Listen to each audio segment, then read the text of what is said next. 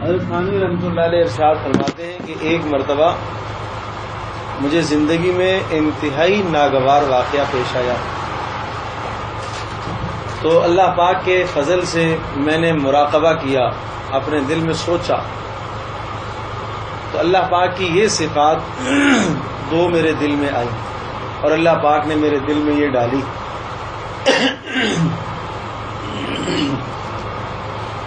پہلی صفت، اللہ پاک حاکم ہے۔ حاکم کا معنی یہ ہے کہ اللہ تبارک و تعالی اپنی تمام مخلوق پر مکمل طور پر تصرف کا حق رکھتا ہے، جس کو چاہے جس وقت موت دے دے، جسے چاہے فقر میں ڈال دے، جسے چاہے غنی بنا دے، جسے چاہے مصیبت میں، جسے چاہے پریشانی میں مبتلا کرے، جسے چاہے عزت دے، جسے چاہے ذلت دے، جسے چاہے صحت دے، جسے چاہے بیماری دے۔ کیوں؟ اس لیے کہ وہ حاکم جو ہوا اور ہم سارے کے سارے کیا ہیں؟ اس کے محکوم ہیں۔ تو حاکم اپنے فیصلے میں خود مختار ہوتا ہے، وہ جو چاہتا ہے تصرف کرتا ہے۔ اس حاکم نے، اللہ پاک نے اپنے بارے میں یہ ارشاد فرمایا، فعال لما یرید، وہ جو چاہتا ہے کرتا ہے، یفعل ما یشاء، جو چاہتا ہے وہ کرتا ہے، لا یسأل عما یفعل، اس سے کوئی یہ نہیں پوچھ سکتا جو وہ کرتا ہے، اس سے سوال نہیں کیا جا سکتا، اس لیے کہ وہ حاکم جو ہوا۔ ارشاد فرمایا جب صفت حاکم، اللہ پاک کا حاکم ہونا یہ دل میں بیٹھ جائے تو پھر کوئی مصیبت بڑی نہیں لگتی، اس لیے کہ آدمی یہ کہتا ہے کہ اللہ پاک نے جو تصرف کیا ہے، جو مجھے اس مصیبت میں مبتلا کیا ہے، جو پریشانی میں ڈالا ہے، جو فقر میں ڈالا ہے، جو بیماری میں مبتلا فرمایا ہے، وہ حاکم ہے اور اسے کیا ہے؟ اختیار ہے۔ میری جان اپنی نہیں ہے، یہ اس کی دی ہوئی ہے، آنکھ اپنی نہیں ہے، اس کی دی ہوئی ہے، کان اپنے نہیں ہیں، اس کے دیے ہوئے ہیں۔ مجھے یہ اللہ پاک نے استعمال کے لیے ساری چیزیں دی۔ جیسا کہ کوئی آدمی آپ کے پاس امانت رکھواتا ہے اور وہ جب چاہے اپنی امانت آپ سے وصول کر لے، واپس کر لے، اس لیے کہ اس کو اختیار ہے، اس کو کوئی جبر نہیں کر سکتا کہ آپ نے اس وقت کیوں مجھ سے مطالبہ کیا، اس لیے وہ با اختیار ہے۔ بالکل اسی طرح سے اللہ تبارک تعالیٰ بھی اپنی مخلوق میں تصرف کرنے کا اختیار رکھتا ہے۔ ارشاد فرمایا ایک یہ صفت، اور دنیا کے حاکم وہ حاکم ہوتے ہیں صرف، لیکن اللہ پاک حاکم ہونے کے ساتھ ساتھ حکیم بھی ہے، اور حکیم کا مطلب کیا ہے؟ حکمت والا۔ اس نے اگر مجھے اس پریشانی میں مبتلا کیا ہے تو اس کی حکمت کا یہ تقاضا ہے، اس میں میرے لیے بہتری ہوگی۔ اس نے اگر مجھے صحت دے رکھی ہے تو یہ اس کی حکمت کا تقاضا ہے۔ اس نے اگر مجھے عزت دے رکھی ہے تو یہ اس کی حکمت کا تقاضا ہے، اور اگر اس نے مجھے بیمار کر رکھا ہے تو یہ اس کی حکمت کا تقاضا ہے۔ یہ دو خوبیاں، یہ بہت پیاری باتیں ہیں، ان کو ذہن نشین فرمائیں۔ تو کیا ارشاد فرمایا کہ جب بڑے سے بڑا حادثہ آ جائے، بڑی سے بڑی مصیبت آ جائے اور بڑی سے بڑی پریشانی آ جائے تو اللہ پاک کی ان دو خوبیوں کو سوچا کرو۔ نمبر ایک، اللہ پاک حاکم ہے، نمبر دو، اللہ پاک حکیم ہے۔ تو حاکم ہے، اس کا معنی کیا ہوا کہ اللہ تبارک و تعالیٰ اپنی مخلوق میں مکمل طور پر تصرف کرنے کا حق رکھتا ہے، اور میں اللہ کی مخلوق میں سے ایک مخلوق ہوں۔ مجھے جو کچھ اللہ نے دیا ہے میرا اپنا نہیں ہے، حاکم اللہ ہی ہے، مال کا، عزت کا، اور اسی طرح سے بیماری کا، پریشانی کا، اولادیں دے رکھی ہیں، جو شے دے رکھی ہے وہ سب کی سب اللہ نے دے رکھی ہے۔ ان تمام چیزوں کا حاکم کون ہے؟ اللہ پاک، اللہ نے دے رکھی، تو وہ جس طرح سے چاہے گا، جب وہ چاہے گا تو واپس لے لے گا، اس کی مرضی۔ اور دوسری بات، اللہ پاک جب واپس لے رہا ہے تو وہ حکیم ہے، اس کی حکمت کا تقاضا ہے، وہ میری مصلحت کو مجھ سے زیادہ اچھا سمجھتا ہے، مجھ سے زیادہ بہتر جانتا ہے۔ تو اب آپ مجھے یہ بتاؤ کہ اگر یہ دو خوبیاں آج ہم اپنے دل میں بیٹھا لیتے ہیں، اس نیت کو ہم لے کر جائیں کہ جب بھی کوئی پریشانی آئے گی، جب بھی کوئی مصیبت آئے گی، جب بھی کوئی غم آئے گا، تو ہم اللہ پاک کی ان دو خوبیوں کو مد نظر رکھیں گے۔ نمبر ایک، اللہ پاک حاکم ہے، نمبر 2 اللہ پاک حکیم ہے۔ تو جو اس نے پریشانی ڈالی ہے وہ بھی اس کی حکمت کا تقاضا ہے، مصلحت کا تقاضا ہے، اور اس پریشانی میں میرے لیے گناہ معاف ہوں گے، اس پریشانی میں میرے لیے درجات بلند ہوں گے، اور اس پریشانی کے بدلے میں میرے اوپر سے مصیبتیں ٹلیں گی۔ تو جب یہ 2 باتیں ذہن میں ہوں گی تو انشاءاللہ بڑی سے بڑی پریشانی نہیں لگتی۔ تو ارشاد فرمایا، اب حضرت تھانوی رحمۃ اللہ علیہ کے جو الفاظ ہیں وہ ذہن نشین فرما لیں۔ ارشاد فرمایا کہ ایک سخت ناگوار واقعہ پیش آیا، اس پر فرمایا کہ الحمدللہ اللہ تعالی نے اپنے حاکم اور حکیم ہونے کا مراقبہ قلب میں دل میں ایسا پختہ اور پکا کر دیا کہ بڑے سے بڑے حادثے کے وقت بھی، خواہ وہ ظاہر کے متعلق ہو یا باطن کے متعلق ہو، جس کو پریشانی کہتے ہیں، وہ پریشانی، بے قراری، بے چینی مجھے لاحق نہیں ہوتی۔ بس اللہ کے فضل سے اچھی طرح یہ بات ذہن نشین ہو گئی ہے کہ اللہ پاک حاکم بھی ہے اور اللہ پاک حکیم بھی ہے۔ حاکم ہونے کی حیثیت سے اللہ پاک کو پورا اختیار اور حق حاصل ہے، اپنی مخلوق میں جس وقت چاہے اور جس قسم کا چاہیں جب چاہیں تصرف فرما لیں، اور ظاہر میں بھی باطن میں بھی کسی کو مجال نہیں ہے کہ وہاں چوں چراں کرے کہ اللہ نے ایسا کیوں کر لیا، فلاں کو موت کیوں دے دی، یہ بیماری کیوں آ گئی، یہ غم کیوں آ گیا، کسی کو چوں چراں کرنے کی مجال نہیں ہے۔ اور حکیم ہونے پر اطمینان ہے کہ اللہ پاک نے جو بھی تصرف فرمایا ہے سراسر اس کی حکمت کا تقاضا ہے۔ اللہ پاک نے جو بھی تصرف فرمایا ہے وہ اللہ پاک کی حکمت کا تقاضا ہے، پھر پریشانی کی کوئی وجہ نہیں۔ سبحان اللہ، کتنا اعلیٰ درجے کا مراقبہ ہے۔ اگر اس مراقبے کو پختہ کر لیا جائے تو ظاہری اور باطنی کسی قسم کی بھی پریشانی لاحق نہ ہو۔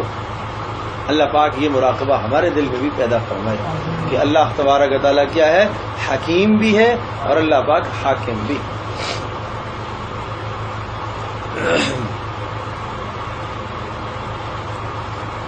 یہ 2 صفات، 3 صفات اور اللہ پاک کی ہم ہر وقت اپنے مراقبے میں رکھیں۔ اللہ پاک سمیع ہے، سننے والا۔ نمبر 2، اللہ پاک بصیر ہے، دیکھنے والا۔ نمبر 3، اللہ پاک قدیر ہے، قدرت والا۔ اب کیا مطلب؟ انسان کے جو گناہ ہوتے ہیں سر سے لے کر پیر تک، یا گناہ ایسے ہیں جو فعل سے تعلق رکھتے ہیں، کام سے تعلق رکھتے ہیں، اور یا گناہ ایسے ہیں جو قول سے، بول سے، زبان سے نکلنے سے تعلق رکھتے ہیں۔ انہی گناہ کے 2 ہی صدور کی جگہ ہیں، ایک زبان سے گناہ ہوتے ہیں اور باقی اعضاء سے گناہ ہوتے ہیں۔ تو جب بھی زبان سے کوئی گناہ سرزد ہو، زبان سے بھی بےہودہ، برا، نازیبا کلمہ، جھوٹ، غیبت، لیانی کا کلمہ بول دے تو آدمی یہ سمجھے کہ اللہ پاک سمیع ہے، اللہ پاک میرے ان جملوں کو سننے والا ہے۔ جب اللہ پاک سمیع ہے تو وہ قدیر بھی ہے، جس اللہ نے مجھے بولنے کے لیے یہ زبان عطا فرمائی ہے، اس زبان سے قوت گویائی کو چھیننے کی بھی وہ طاقت رکھتا ہے۔ تو اللہ کا سمیع ہونا اور قدیر ہونا۔ اسی طرح سے جب ہاتھ سے کوئی غلط عمل ہو گیا، پیر سے کوئی غلط عمل ہو گیا، کوئی اور گناہ ہو گیا جسم کے کسی اور عضو سے، تو آدمی سمجھے اللہ پاک بصیر ہے، میری ان حرکتوں کو، ان اعمال کو بخوبی وہ دیکھ رہا ہے۔ جب وہ دیکھ رہا ہے تو پھر اللہ پاک قدیر بھی ہے، جس اللہ نے مجھے قدرت دی ہے یہ افعال کرنے پر، اللہ پاک ان اعضاء کی قوتوں کو، صلاحیتوں کو سلب بھی کر سکتا ہے، چھیننے کی بھی قدرت رکھتا ہے، اس لیے کہ وہ قدیر ہے۔ تو یہ 3 صفات اگر ہم ذہن میں رکھیں تو گناہوں سے بچ جائیں گے۔ نمبر 1، اللہ پاک کا سمیع ہونا۔ نمبر 2، اللہ پاک کا بصیر ہونا۔ اور نمبر 3، اللہ پاک کا قدیر ہونا۔ تو جب بھی زبان سے گناہ ہو تو ہم کیا سمجھیں کہ اللہ پاک سمیع ہے، اس نے میری اس بات کو سن لیا ہے، اللہ نے میری اس بات کو سن لی ہے۔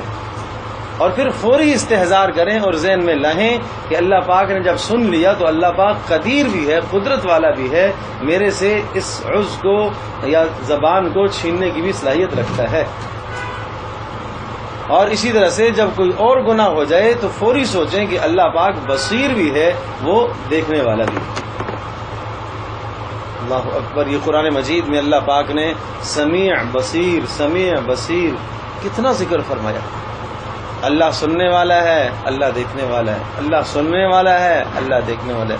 قدیر کتنا زیادہ ذکر فرمایا۔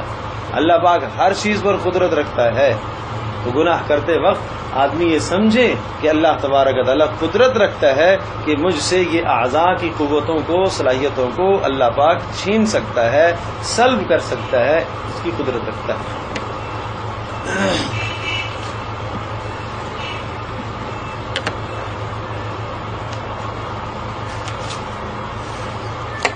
ارشاد فرمایا کہ سب کے سب مریدوں کے ساتھ یکساں برتاؤ کی ضرورت نہیں ہے۔ حضرت والا نے ارشاد فرمایا کہ پہلے مدتوں میں اس غلطی میں رہا کہ سب کے ساتھ یکساں برتاؤ کرنا چاہیے، جس کی وجہ سے بہت تنگیاں اٹھائی ہیں، لیکن پھر اللہ تعالیٰ نے مجھ پر یہ حقیقت منکشف فرما دی کہ اس کی ضرورت نہیں ہے، کیونکہ خود حضور اکرم صلی اللہ تعالی علیہ وسلم کا جو معاملہ خصوصیت کا حضرات شیخین کے ساتھ تھا وہ کسی دوسرے کے ساتھ نہیں تھا۔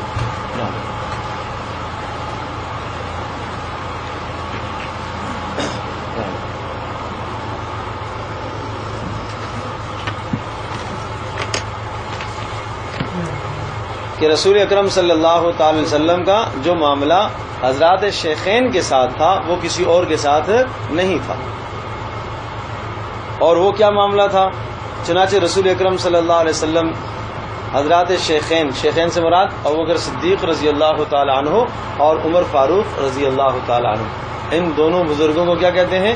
شیخین، بڑے بزرگوار۔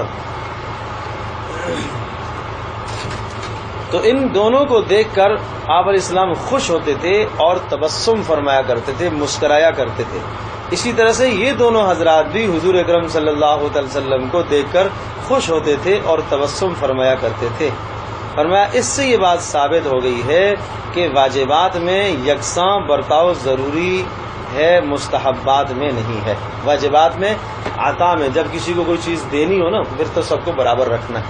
باقی برتاؤ کے اندر کسی کے ساتھ برتاؤ رکھنے میں فرمایا کہ سب کے ساتھ برابری ضروری نہیں ہے۔ رسول اکرم صلی اللہ تعالی علیہ وسلم جو اہمیت سیدنا ابوبکر صدیق رضی اللہ تعالی عنہ کو دیا کرتے تھے، جو اہمیت سیدنا عمر فاروق رضی اللہ تعالی عنہ کو دیا کرتے تھے، وہ باقی اصحاب کو نہیں دیا کرتے تھے۔ تو اس میں کوئی مذائقہ نہیں ہے۔ اس لیے روایات میں آتا ہے کہ آن حضرت صلی اللہ تعالی علیہ وسلم کے متعلق صحابہ کا یہ بیان ہے کہ ہم بے شمار یہ آپ علیہ السلام کی زبان سے یہ جملے سنا کرتے تھے۔ آپ فرماتے تھے کہ میں گیا، ابو بکر گئے، عمر گئے، میں آیا، ابو بکر آئے، عمر آئے۔ یہ زبان پر ابو بکر عمر کے نام بہت آیا کرتے تھے۔ تو اس سے ہم سمجھ گئے تھے کہ رسول اکرم صلی اللہ علیہ وسلم کے دنیا سے پردہ فرما جانے کے بعد سب سے پہلے خلافت کے مستحق وہ سیدنا ابوبکر صدیق رضی اللہ تعالی عنہ ہوں گے۔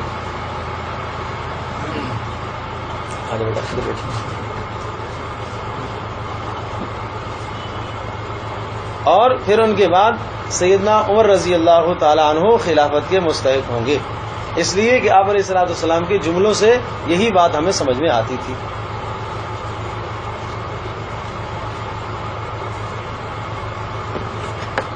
تیسری بات، شریعت کے احکام دو طرح کے ہیں۔ کچھ احکام ایسے ہیں جو رخصت ہیں اور کچھ احکام ایسے ہیں جو عزیمت ہیں۔ عزیمت مشقت اور رخصت گنجائش۔ مثال کے طور پر سفر ہے تو سفر میں روزہ رکھنا یہ عزیمت ہے، مشقت کرے روزہ رکھے، اور رخصت یہ ہے کہ آدمی روزہ افطار کر لے، چھوڑ دے، تو شریعت نے اجازت تو دی ہے۔ تو اب ارشاد فرمایا کہ بہتر اور افضل یہ ہے کہ آدمی رخصت پر عمل کرے، عزیمت پر عمل نہ کرے۔ بہتر یہ ہے کہ آدمی کیا کرے؟ رخصت پر عمل کرے، عزیمت پر نہ کرے۔ وہ علیحدہ بات ہے کہ یہاں روزہ رکھنا سفر کے اندر وہ زیادہ بہتر ہے، روزہ رکھنا وہ افضل ہے، لیکن اگر ایک آدمی کو ہمت نہیں ہے رکھنے کی، برداشت نہیں کر پا رہا، تو اب اس کے لیے چھوڑ دینا وہ زیادہ افضل ہے۔ اگر ایک آدمی اچھا خاصا دیندار ہے، باشرہ ہے، سنت کا پابند ہے، سفر میں آپ نے دیکھا کہ کھانا کھا رہا ہے، تو آپ کہیں گے بھائی میں نے تو روزہ رکھا ہوا، یہ تو کھانا کھا رہا ہے، اچھا بھلا دیندار آدمی ہے، بھائی سفر میں کھانا کھا رہا ہے، اس کو روزہ رکھنا چاہیے، اس نے افضل پر کیوں نہیں عمل کیا؟ نہ، یہاں ڈانٹ ڈپٹ کرنا، حتیٰ کہ دل میں برائی لانا بھی جائز نہیں ہے آپ کے لیے۔ کیوں جائز نہیں ہے؟ شریعت نے بھی رخصت دی ہے۔ جب شریعت نے اسے رخصت دی ہے تو اب آپ کے لیے اس پر بولنا جائز ہے نہیں ہے۔ ہم چھوٹی سی باتوں کو دیکھتے ہیں، اگر وہ کسی میں کوئی برائی نظر آتی ہے تو ہم ایک دم سے اس پر فتویٰ لگانا شروع کرتے ہیں کہ یہ غلط کر رہا ہے، یہ دیکھو اچھا باشرہ آدمی ہے لیکن پھر بھی یہ روزہ کھا رہا ہے، مثال کے طور پر۔ تو اس طرح سے بدگمان ہونا ہمارے لیے جائز نہیں ہے۔ جب شریعت نے رخصت دی ہے، میں اسی کی ایک مثال عرض کرتا ہوں۔ روایت میں آتا ہے کہ عصر کا وقت تھا سفر میں، اور سفر تھا وہ غزوہ بدر کا سفر تھا۔ بدر رمضان میں پیش آیا، عصر کا ٹائم ہے، اب عصر سے لے کر مغرب تک کیا وقت بچ گیا، لیکن کمزوری اس قدر ہو گئی کہ آپ علیہ السلام نے فرمایا کہ روزہ توڑ دو عصر کے ٹائم میں۔ تو کچھ لوگوں نے توڑ دیا اور کچھ لوگوں نے نہیں توڑا، انہوں نے مغرب تک پورا کیا۔ رسول پاک صلی اللہ علیہ وسلم نے ارشاد فرمایا اولئک العصاۃ، یہ روزہ نہ توڑنے والے یہ گنہگار ہیں، یہ روزہ نہ توڑنے والے کیا ہیں؟ گنہگار ہیں۔ جب شریعت نے تمہیں رخصت دی ہے تو اس رخصت پر کیوں نہیں عمل کرتے؟ ایک اور مثال، ایک آدمی کوئی مشقت میں نہیں ہے، سفر کر رہا ہے، اب نماز میں وہ کہتا نہیں مجھے 4 ہی پڑھنی ہے، حالانکہ شریعت نے رخصت دی ہے آپ کو 2 پڑھنے کی، یہ گنہگار ہوگا۔ تو اسی طرح سے جہاں شریعت میں گنجائش ہے اس گنجائش کو آپ لو، اس رخصت پر آپ عمل کرو۔ اور رسول پاک صلی اللہ علیہ وسلم کا اپنا معمول یہ ہوتا تھا کہ جب بھی 2 معاملات سامنے آ جاتے، ایک مشقت والا ایک آسانی والا، تو آپ علیہ السلام آسانی والے معاملے کو اختیار فرماتے تھے، سہولت والے معاملے کو آپ اختیار فرمایا کرتے تھے۔ لیکن اچھی طرح سے ذہن نشین فرما لیجیے، ہاں وہاں صراحت میں بھی یہ بات موجود ہے، حضرت عائشہ رضی اللہ تعالیٰ نے ارشاد فرماتی ہیں کہ آپ علیہ السلام سہولت والے معاملے کو پسند فرماتے تھے، لیکن بشرطے کہ وہاں کوئی نافرمانی نہ ہوتی ہو، کسی آدمی کو نقصان اس سے نہ پہنچتا ہو، اللہ کی کوئی نافرمانی نہ ہوتی ہو۔ اور اگر اس میں اللہ کی نافرمانی ہوتی یا کسی بندے کو کوئی نقصان پہنچ رہا ہوتا اس سہولت پر عمل کرنے کی وجہ سے، تو رسول پاک صلی اللہ علیہ وسلم ایسی بات سے تو پھر بہت دور بھاگا کرتے تھے۔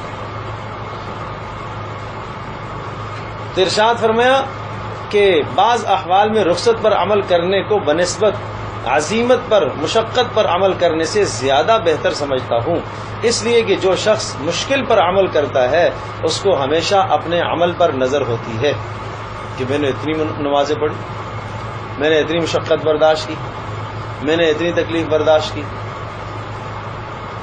اور جو کچھ عطا ہوتا ہے اللہ کی طرف سے اس کو بمقابلہ اپنے عمل کے کم سمجھتا ہے۔ وہ کہتا ہے کہ میں نے اتنے اعمال کیے لیکن اللہ کی طرف سے جو مجھے ملنے والا ہے بہت بہت تھوڑا ہے، اس کو اپنے عمل پر نگاہ رہتی ہے۔ اس کے دل میں یہ شکایت پیدا ہوتی ہے کہ دیکھو میں اتنے دن سے ایسی مشقت کر رہا ہوں، زہد تقوی اتنی پریشانیاں اٹھا رہا ہوں، اتنے عرصے سے ذکر میں شغل میں مشغول ہوں، اعمال میں مشغول ہوں، اور اب تک مجھے کچھ نصیب نہیں ہوا اللہ کی طرف سے۔ یہ کس قدر گندا خیال دل میں آتا ہے، لیکن اس کے برخلاف اگر رخصت پر عمل کرنے کی نظر میں ہمیشہ اللہ پاک کی عطاؤں کا پلہ اپنے عمل سے زیادہ بھاری نظر آتا ہے۔ آدمی یہ کہتا ہے میرا کوئی عمل نہیں ہے لیکن پھر بھی اللہ کا بڑا فضل ہے، میری نمازیں بہت تھوڑی ہیں لیکن پھر بھی اللہ کا فضل ہے، ٹھیک ہے جی۔ لیکن یہ یاد رکھیے گا رخصت سے مراد شریعت کی یہ ہے کہ جہاں دونوں اعمال میں آپ کو گنجائش ہے، اس کو بھی کر سکتے ہیں اس کو بھی کر سکتے ہیں۔ اب یہ ہے کہ جناب ایک آدمی فجر کی نماز کے لیے کہتا ہے رخصت یہ کہ میں نہ اٹھوں، نہ، یہ رخصت نہیں ہے، یہ رخصت آ رہی ہے فرض کے مقابلے میں، یہاں فرض میں کوتاہی ہو رہی ہے، یہ رخصت نہیں ہے۔ ایک آدمی کہتا ہے کہ چلو میں گھر میں نماز پڑھ لیتا ہوں، چلو یہ رخصت ہے جی، نہیں یہ نہیں، مرد کے لیے نہیں، ہاں عورت گھر میں نماز پڑھ، عورت کے لیے یہی افضل ہے. ایک آدمی کو رات کو دیر سے سوتا ہے اپنی مشغولیات کی وجہ سے، کام کاج کی وجہ سے، 1 بجے سوتا ہے. اب تہجد کی بات آ رہی ہے. عزیمت یہ ہے کہ سوئے اور رات کے آخری حصے میں اٹھے. مشقت یہ ہے. لیکن اگر اس مشقت پر عمل کر رہا اور اس کرنے کی بنیاد پر اس کا آرام پورا نہیں ہو پاتا، تو ایسے شخص کو چاہیے کہ رخصت کو لے لے کہ رات کو سونے سے پہلے 2 رکعت 4 رکعت 6 رکعت جو سہولت سے پڑھ لگ سکتا ہے تہجد کی نیت سے پڑھ لے، اس کی تہجد ہو جائے گی. یہ رخصت پر عمل ہے. تو اس لیے اس بات کا خیال رکھا جائے. اسی طرح سے ماں بہنوں سے درخواست ہے. کبھی کبھی ایسا خیال آتا ہے جہاں بات پردے کی آتی ہے، نہیں وہاں رخصت نہیں ہے. دیکھو رخصت ہمیشہ وہاں ہے کہ جہاں دونوں اعمال میں آپ کو اختیار ہے، وہاں تو کوئی گنجائش ہے ہی نہیں ہے. پردہ تو کرنا ہی کرنا ہے. چہرے کو باہر نکلتے وقت چھپانا ہی چھپانا ہے. غیر محرم سے اس کو چھپانا ہی چھپانا ہے. اس میں کوئی رخصت نہیں ہے، اس میں کوئی گنجائش نہیں ہے.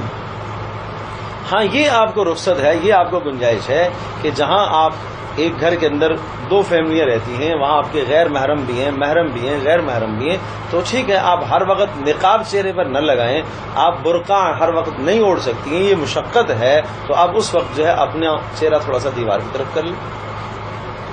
باہر سے آپ کے دیور آئیں تاکہ ان کی نگاہ آپ کے چہرے کی طرف نہ پڑے، یا وہ گھر میں داخل ہو رہے ہیں آپ اپنا چہرہ نیچے کر لیں اور تھوڑا سا چادر نیچے لٹکا دیں. یہ آپ کو رخصت تھا کہ ٹھیک ہے آپ نے مکمل طور پر جو ہے وہ اپنا چہرہ اوپر نقاب نہیں لگایا، لیکن آپ نے چادر لٹکا دی، آپ نے چہرہ دوسری طرف پھیر لیا. یہ بھی ایک پردے کی ایک نوعیت ہے. یہاں رخصت ہے. لیکن رخصت کا مطلب یہ ہرگز نہیں ہے کہ آدمی فرائض چھوڑے، آدمی واجبات چھوڑے اور آدمی حرام کا ارتکاب کرنے لگ جائے کہ نہیں جی رخصت ہے. نہیں جی رخصت ہے.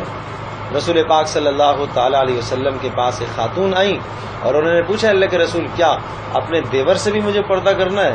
اللہ دیور سے تو کرنا ہے، دیور تو تمہارے لیے موت ہے. موت ہے یعنی جس طرح سے موت تمہارے لیے خطرناک چیز ہے اور اس سے تم ڈرتی ہو، اسی طرح سے دیور سے بھی تمہیں پردہ کرنا چاہیے. بہت شدت کے ساتھ آپ نے یہ بات فرمائی ہے. کوئی گنجائش اس میں آپ علیہ السلام نے نہیں دی.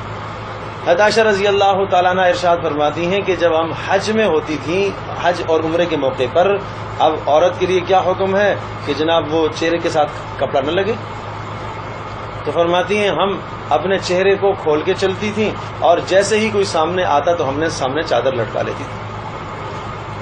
چہرہ غیر محرم بھی نہیں دیکھا اور اسی طرح سے چہرہ جو ہے وہ چہرے کے ساتھ کپڑا بھی نہیں لگا، دونوں باتیں ہو گئی. تو چہرے کے اوپر نقاب رکھنا، نقاب ڈالنا، یہ سب کس بنیاد پر ہے؟ غیر محرم آپ کا چہرہ نہ دیکھے. اور جہاں ایسا ہے کہ جناب چہرہ کوئی نہیں دیکھ رہا تو چہرہ کھول سکتی ہے. تو عرض کرنے کا مقصد یہ ہے کہ رخصت پر عمل کرے، لیکن اس رخصت پر عمل کرنے کی وجہ سے فرض نہ چھوٹے. دوبارہ ارشاد فرمایا کہ یہ زیادہ بہتر ہے کہ آدمی رخصت پر عمل کرے، اس لیے کہ رخصت پر عمل کرنے والا آدمی وہ اس کو اپنے عمل میں کمی ہمیشہ نظر آتی ہے، اللہ کے فضل کو بڑا سمجھ رہا ہوتا ہے. اور جو آدمی عزیمت اور مشقت پر عمل کر رہا ہوتا ہے وہ آدمی کیا کرتا ہے، وہ ہمیشہ اس کو اپنے اعمال زیادہ نظر آتے ہیں، اللہ کا فضل کم نظر آتا ہے. یہ خطرے کی بات ہے.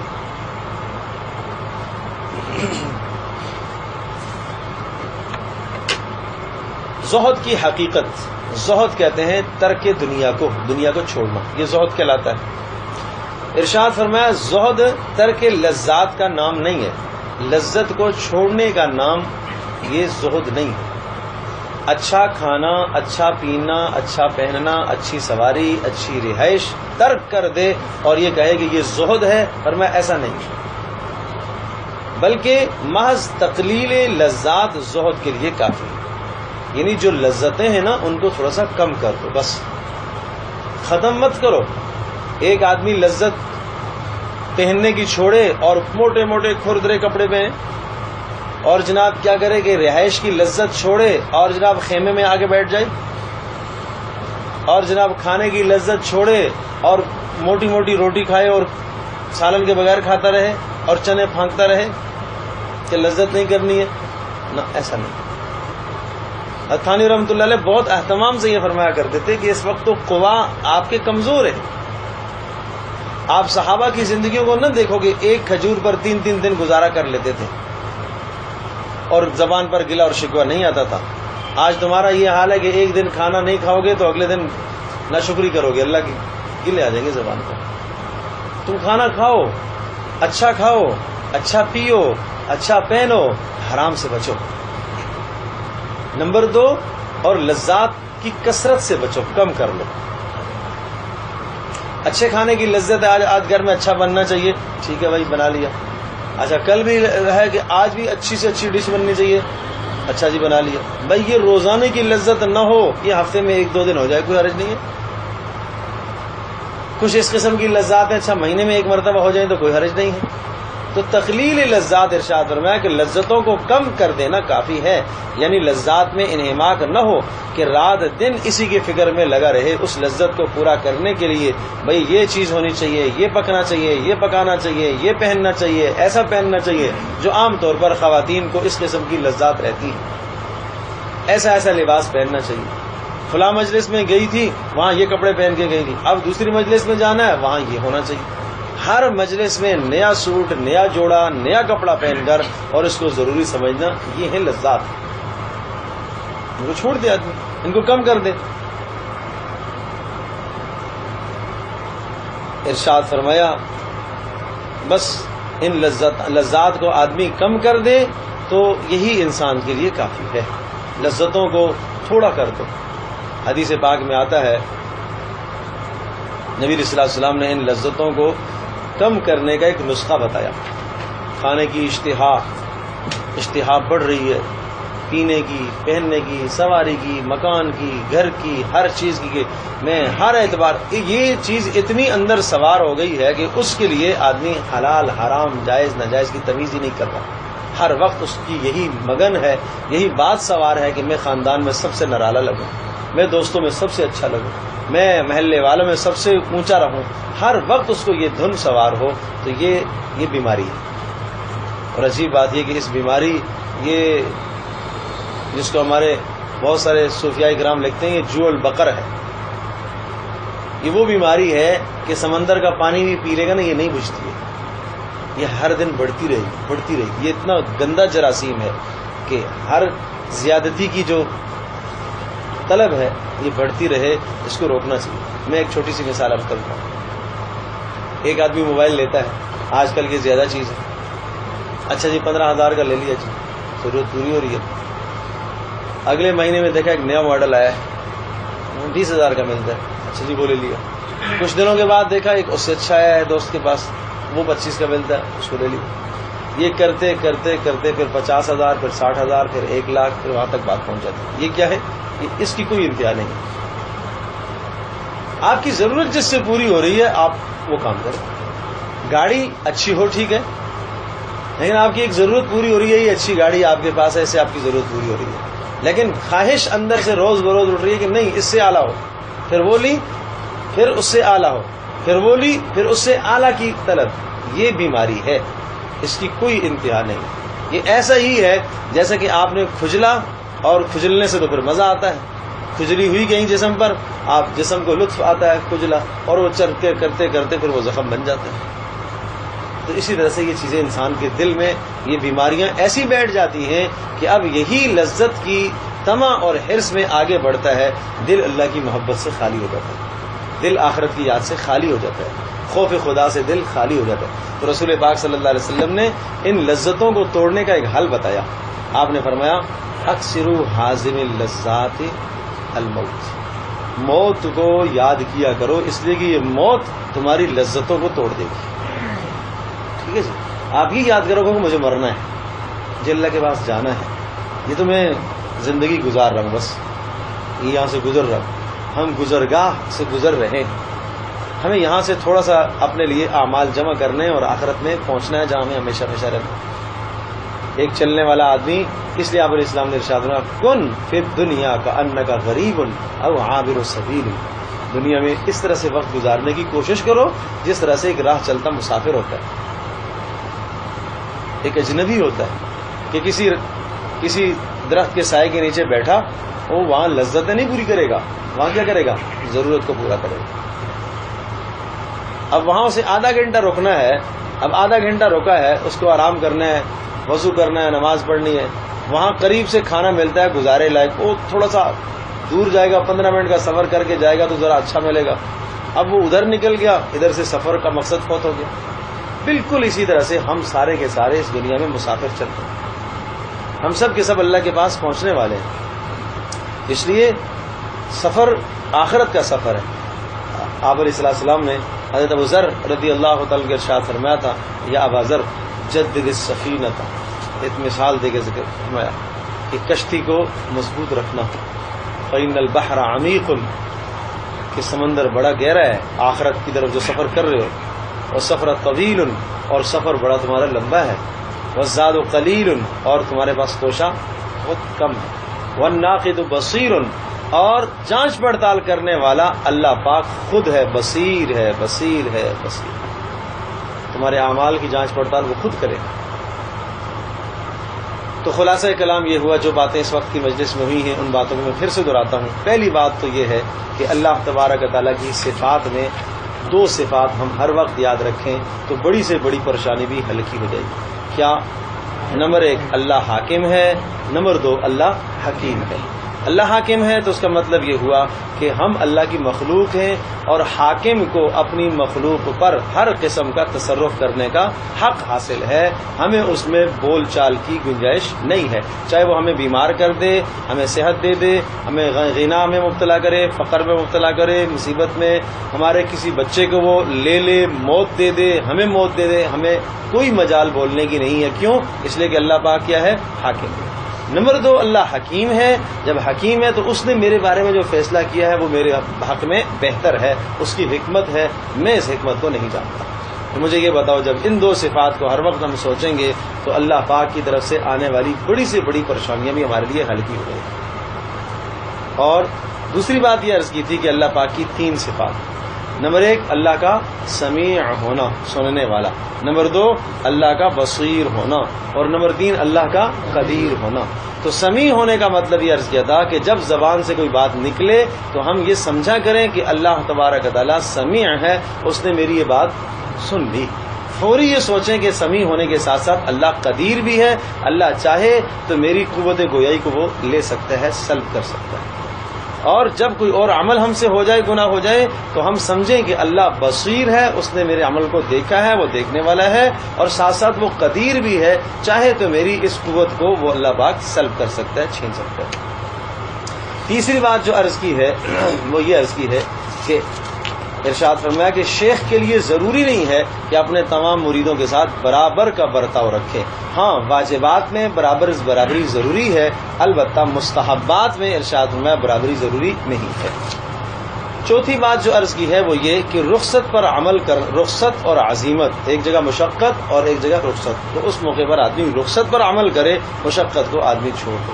جیسے میں نے مثال عرض کی ہے کہ رات کو ایک آدمی تاخیر سے سونے کا معمول ہے کسی کام کی وجہ سے، اول تو اس کو عشاء کے بعد نہیں جاگنا چاہیے، آپ نے منع فرمایا عشاء کے بعد قصہ گوئی نہ کیا کرو، عشاء کے بعد قصہ گوئی نہ کیا کرو، منع فرمایا۔ لیکن اگر کسی کی کوئی مجبوری ہے، جاگتا بھی ہے، تو عزیمت تو یہ ہے کہ رات کو آخری حصے میں اٹھ کر تہجد کی نماز پڑھے، یہ عزیمت، یہ مشقت ہے۔ لیکن رخصت پر عمل کر لے، سونے سے پہلے 2 رکعت 4 رکعت 6 رکعت جو پڑھ سکتا ہے وہ پڑھ لے، اس رخصت پر عمل کر لے، اللہ پاک اس کو عزیمت پر عمل کرنے کی انشاءاللہ توفیق دے دے گا۔ اور اسی طرح سے 5ویں بات جو عرض کی وہ یہ کہ زہد ترک لذات کا نام نہیں ہے، لذتوں کو چھوڑ دینے کا نام زہد نہیں ہے، بلکہ زہد پرہیزگاری، بزرگی، تقوی، طہارت کس چیز کا نام ہے کہ آدمی لذات کو کم کر دے، تقلیل لذات کر لے، لذتوں کو تھوڑا مختصر کر دے، خواہشات کو مختصر کر دے، خواہشات کو کم کر دے، جائز خواہشات کو پورا کرے، ہر جائز خواہش ہر وقت نہ پوری کرے۔ بچے کبھی کبھی آتے ہیں نا، خواہش، اب بچے کی خواہش ہے، آپ کے پاس گنجائش ہے، حلال مال ہے، بچہ آپ سے چیز مانگ رہا ہے، بھائی یہ دلا دیجیے، ٹھیک ہے جی، خواہش ہے بچے کی، دلا دی، 10 منٹ کے بعد پھر خواہش کی، یہ دلا دیجیے، وہ دلا دی، پھر 10 منٹ کے بعد خواہش کی، یہ دلا دیجیے، یہ دلا دی۔ اب اگر آپ بچے کی ہر خواہش کو پورا کرتے رہیں گے تو نتیجہ یہ ہے کہ اس بچے کا نفس خواہشات کا پجاری بن جائے گا، وہ خواہشات کا پجاری بنے گا، اس کو پتہ ہوگا کہ کام یہاں سے ہو جاتا ہے، پھر جب وہ بڑا ہوگا تو اس کے بعد چونکہ اندر سے خواہشات کا مزاج پکا ہوا ہے تو پھر اس خواہش کو پورا کرنے کے لیے وہ ناجائز کام بھی کرے گا، حرام کام کا ارتکاب بھی کرے گا. لیکن ایک جگہ پر آپ اس کی خواہش کو دبا دیتے ہیں تو پھر آئندہ وہ دوبارہ ایسا عمل نہیں کرے گا. اس پر ایک بات یاد آ گئی، شیخ سعدی رحمۃ اللہ علیہ کا ملفوظ مجھے یاد آیا. وہ ارشاد فرمایا کرتے تھے، ایک مرتبہ بازار میں جاتے ہوئے پھل میں نے دیکھے اور میرے دل میں یہ خواہش پیدا ہوئی کہ آج پھل لے لینے چاہیے اور میں گھر لے کے جاؤں. تو فرمانے لگے میرے پاس گنجائش نہیں تھی، تو اندر سے نفس نے یہ خواہش ظاہر کی کہ بھائی کسی سے ادھار لے لو، کسی سے قرض لے لو. تو پھر میں نے سوچا چلو ٹھیک ہے بھائی قرض لینا بھی جائز ہے. قرض لینے کے لیے میں نے سوچا کہ فلاں سے لوں. پھر ایک لمحے کے لیے میں نے یہ اپنے نفس سے یہ کہا کہ جب قرض ہی کرنا ہے، ادھار ہی کرنا ہے، تو کسی اور سے ادھار لینے کی کیا ضرورت ہے. اپنے نفس سے میں نے ادھار کر لیا کہ بعد میں کھلا دوں گا، آج نہیں. نفس سے ادھار کرنا ہے، بعد میں کھلا دوں گا. تو اس طرح سے تقلیل لذات، اپنی لذات کو کم کریں. اللہ پاک ہم سب کے لیے سمجھنا، عمل کرنا آسان ہے.